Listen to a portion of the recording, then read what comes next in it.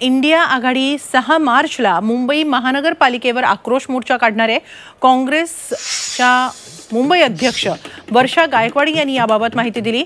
मुंबई महानगरपालिकेतील 1200 कोटींचं कंत्राट रद्द करण्याची मागणी त्यांनी केली आहे। राज्य सरकार सत्तेचा दुरुपयोग करत असून विविध कामांचे ठेके जाणीवपूर्वक त्यांच्या मित्रांना दिले जात असल्याचा आरोपही वर्षा गायकवाड यांनी यावेळी केला।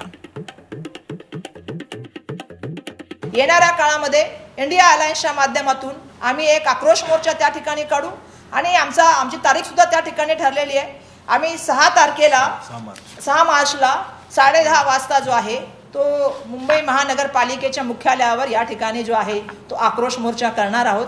कारण तुम्ही जर आमच्या युवकांना बेरोजगार करत असाल, आमच्या महिला बचत गटांना त्या ठिकाणी बाजूला करत असाल, बेरोजगार संस्थांना बाजूला करत असाल आणि एखाद्या व्यावसायिक माणसाला कारण तो शासनाच्या कोणाच्या तरी जवळ आहे त्याला मदत करण्याचं काम करत असाल तर त्याला आमचा येणाऱ्या काळामध्ये विरोध राहील।